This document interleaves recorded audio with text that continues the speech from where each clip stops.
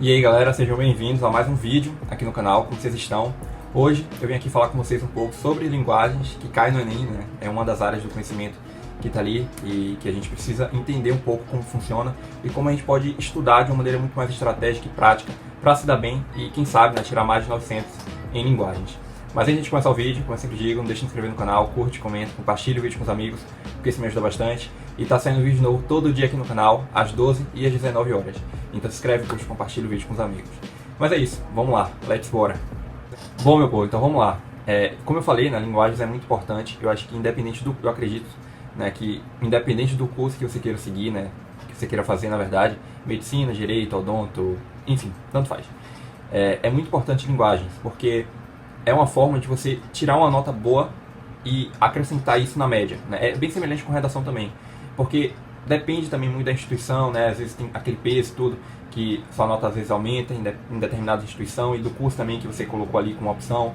Então, linguagens eu vejo que ela está um pouco mais neutra, não tanto, mas em relação aos outros está neutro, porque quando a gente olha junto com redação, é uma ótima forma de sua nota potencializar, né? De você tirar uma nota muito melhor em relação à média. E aí eu trouxe algumas dicas para você, quem sabe, né, tirar mais de 900 em linguagens. Eu vejo que um dos pontos mais importantes para você se dar bem em linguagens é você ter o hábito de leitura. E eu digo isso não em relação só ao estudo, mas tipo, no seu dia a dia mesmo, se você já tem o hábito de leitura, né, de ler livros e tudo, porque isso é muito bom, isso funciona, isso te ajuda, na verdade, quando você está ali resolvendo, né, quando você está fazendo as questões de linguagens. Por que isso? Porque, gente, quando a gente olha o todo da prova de linguagem, né, são 45 questões. E quando a gente observa, são textos, não tanto, mas grande parte, na verdade. Tem muito texto, né, tem muita coisa ali para você ler e tudo. E fora que não é só linguagens que a gente responde no dia, que a gente faz no dia. A gente tem linguagens, tem humanas e tem redação também. Então, assim, como vocês podem perceber, é muita coisa para ler.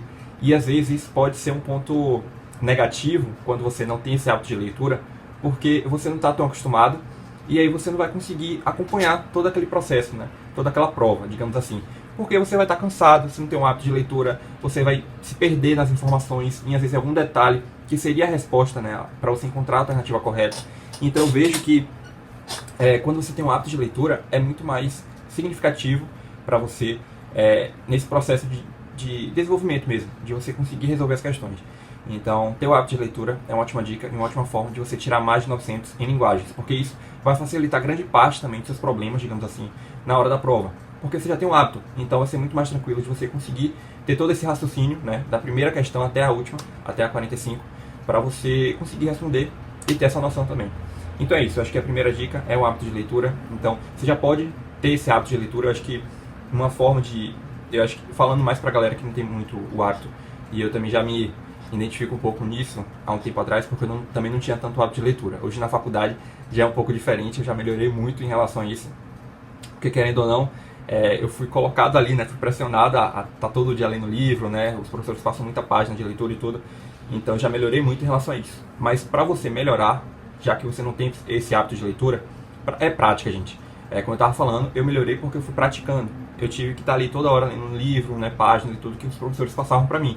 Então, a ótima forma é você ler. Então, separe, tipo, uma hora do dia. Às vezes, uma hora, né, tem gente que não consegue, né? Mas, por exemplo, 15 minutos do dia, 20 minutos do dia, à noite, por exemplo, antes de dormir, para ler um livro, ler algo que você goste, que você se identifique e que você tenha prazer mesmo para ler, algo que não seja tão maçante, porque aí você vai se habituando, você vai se acostumando mesmo com esse hábito de leitura, e é uma ótima forma de você já ir treinando, né? Então, você está se divertindo, digamos assim, né? É um entretenimento, porque você está ali lendo, e ao mesmo tempo você está aprendendo, e você já está inconscientemente já tornando isso um hábito em sua vida. E isso vai ser muito bom quando você estiver resolvendo as questões, você vai perceber essa grande melhora. E eu acho que essa é uma ótima dica, e por isso que eu estou passando aqui para vocês também. Então, tenha um hábito de leitura que eu tenho certeza que vai ser muito bom e muito produtivo no seu desempenho, em todo o seu processo para o Enem 2023. Vamos lá. A segunda dica que eu coloquei aqui eu coloquei, na verdade, prática a resolução de questões. Por que isso? Porque eu vejo que muita gente fica presa na teoria, né? Eu acho que isso se encaixa também nas outras áreas do conhecimento. Por quê? Porque quando você olha linguagens, além de ter esse ponto, né, que é o fato de você ter esse hábito de leitura, a gente também tem que observar que é prática. Você tem que fazer questões. No início, como eu não tinha um hábito de leitura, uma coisa que me ajudou muito foi separar sempre 10, 15 questões de linguagens para fazer no dia. Eu ia fazendo como um jogo mesmo. Então, por exemplo, a forma que eu encontrei para eu conseguir resolver as questões de linguagens sem ser tão sofrido, porque eu sempre fazia isso quando estava estudando. Eu não queria estudar olhando o estudo de uma forma negativa, porque se eu olhasse de uma forma negativa, eu ia procrastinar, eu não ia querer estar ali estudando. Então a forma que eu encontrei para que eu gostasse de estudar era enxergar aquilo como um jogo, como um joguinho, digamos assim. Porque eu olhava ali aquelas 10 questões e eu falava, bom, tenho 10 questões aqui, eu pegava sempre de provas anteriores do Enem. Detalhe também, porque eu sempre falo isso, por sinal, aqui no canal. Você tem que pegar as questões dos Enems anteriores, porque é aquele formato que é cobrado no Enem, né? Tem um padrão. Se você estuda em cima de questões que tem um formato totalmente diferente, que é de um vestibular totalmente aleatório, que não tem nada a ver com o Enem, você está estudando errado. Então, se você está estudando para passar no Enem, você tem que estudar em cima das questões do Enem. Então, pega as questões desde 2009 para cá, são bem semelhantes e dá para você usar isso, né? Ter como padrão. Então, eu fazia isso. Eu pegava aquelas 10 questões, eu imprimia, ou então você pode até olhar no celular, enfim. E aí você, bom, eu tenho aqui 10 questões para resolver. Meu objetivo é acertar, né, as 10 questões, como se fosse um jogo mesmo. Então eu estudava ali com prazer, ali, com aquela vontade de poder ganhar, digamos assim. Mesmo que não valesse de nada nesse sentido, mas estava valendo de alguma coisa, porque eu estava estudando, entendeu? Eu via que eu tinha que acertar aquelas 10 questões, pra mim, sabe? Então isso é muito bom, foi a forma que eu encontrei para estudar. Então eu via aquilo ali como jogo, e aí eu respondia, né? E aí no final eu comparava com o gabarito, e eu acertava em torno, no início eu acertava 5, 6 questões, 50% daquela lista que eu tinha pego.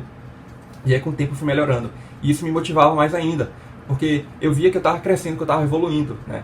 Eu estava conseguindo melhorar. E eu comecei a perceber essa diferença em torno de 1, 2, 3 semanas, né?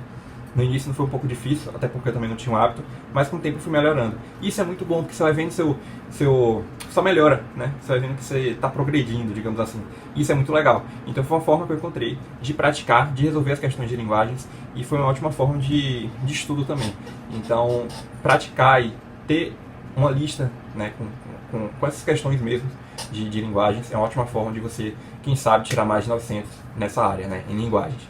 E por fim, galera, pra gente finalizar aqui o vídeo, também não ficar tão grande, né, tão longo, é uma ótima forma de você, uma maneira, na verdade, de você resolver as questões de linguagens. Como você pode resolver de uma maneira muito mais estratégica, além do conhecimento que você já tem e com o hábito de leitura também. Eu vejo que é muito importante você observar e você responder as questões que são consideradas, né, interpretadas de uma maneira mais fácil. Como assim? Até por conta do TRI também, porque não tem muito sentido você acertar uma questão difícil e errar uma questão fácil. Vai dar a entender que você chutou. Então, para você ser coerente consigo mesmo e com sua prova, digamos assim, né, com seu gabarito, tente resolver as questões que são fáceis. E como é que você sabe qual é a questão fácil? Você bate o olho, gente. Eu acho que qualquer pessoa, você bate o olho ali naquelas questões, né, quando você está respondendo, você percebe, bom, essa aqui é, por exemplo, charge. Charge normalmente são questões consideradas fáceis, né? Até porque são pequenas e tudo, não tem aquele texto enorme. Se bem que também tem texto muito grande no Enem, que a resposta está ali óbvia, né? Que é mais fácil de responder. Só que eu digo assim no geral, né? Quando você olha no geral, você vê que tem questões que são fáceis. A gente bate o olho e a gente percebe, bom, essa aqui é mais fácil de responder. Então, você vai lá e responde. Né? Vai respondendo primeiro as mais fáceis e deixa as mais difíceis pro final. Normalmente, eu gostava de deixar pro final as questões de literatura, porque eu tinha mais dificuldade. Eu não vou mentir, eu sempre tive muita dificuldade em literatura. Quando eu olhava aqueles textos assim, né, tipo, eu achava muito confuso, até mesmo a alternativa, eu não sabia qual era a correta. Então, eu sempre vi a literatura como mais difícil, na parte de linguagem. Então, eu deixava para responder no final.